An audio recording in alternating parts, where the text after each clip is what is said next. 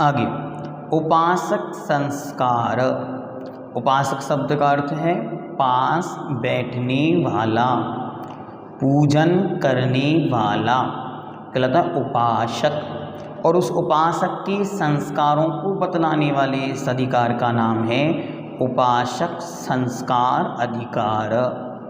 इस अधिकार में 62 श्लोक हैं। इसमें भी सबसे पहले धर्म तीर्थ के अधिपति भगवान ऋषभदेव और दान तीर्थ के अधिपति राजा श्रेयांश को धर्म की स्थिति को दिखलाकर इनका स्वरूप बतलाया है। धर्म तीर्थ क्या है? तो पंचव्रत रूप जो तीर्थ है वह धर्म तीर्थ है और उसे भगवान आदिनाथ स्वामी ने स्थापित किया या पुनर्प्रवर्तित किया। तो दान तीर्थ जो है वह राजा श्रेयांश के द्वारा प्रवर्तित किया गया। हाँ, शावक के 6 आवश्यक कौन कौन से होते हैं ये अच्छी तरह आपको याद रखना है।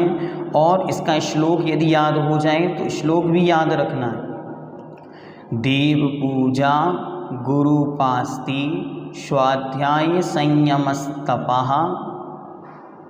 ध्यान से, देव पूजा गुरुपास्ति स्वाध्याय संयमस्तपः दानं चेति ग्रस्तानां षट्कर्माणि दिने दिने। देव पूजा, निर्ग्रंथ गुरुओं की पूजा, स्वाध्याय, संयम, तप और दान ये गृहस्थ के 6 आवश्यक हैं।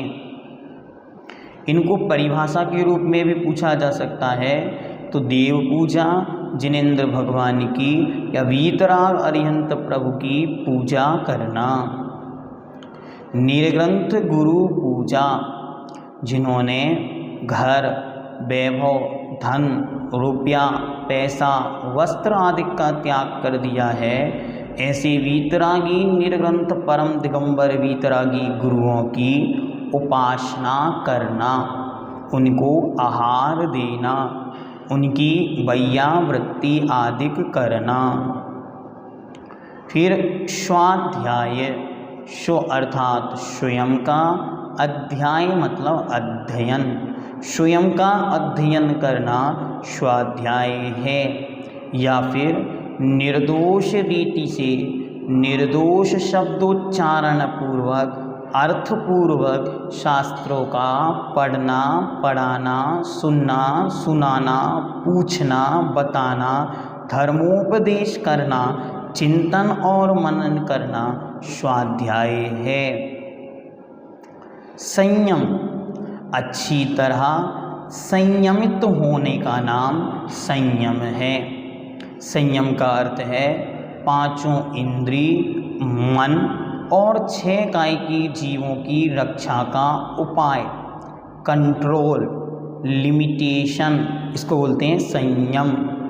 इसके बाद है तप। तप मतलब है तपना। किसके लिए तपना?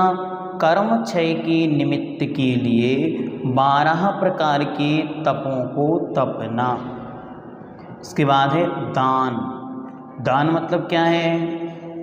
स्वपर अनुग्रहार्थम स्वस्याति सर्वो दानम, स्वयं और दूसरों के कल्याण के लिए देना, इसका नाम दान है।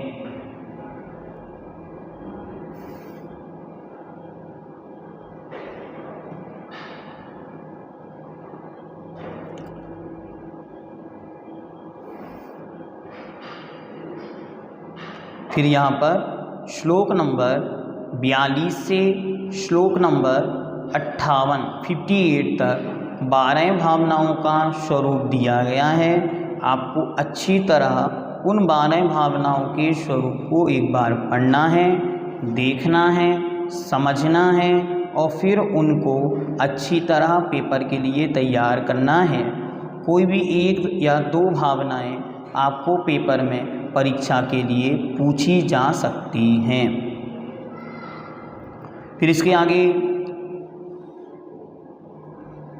ठीक इसी के साथ ये अधिकार यहाँ पर पूर्णता को प्राप्त होता है।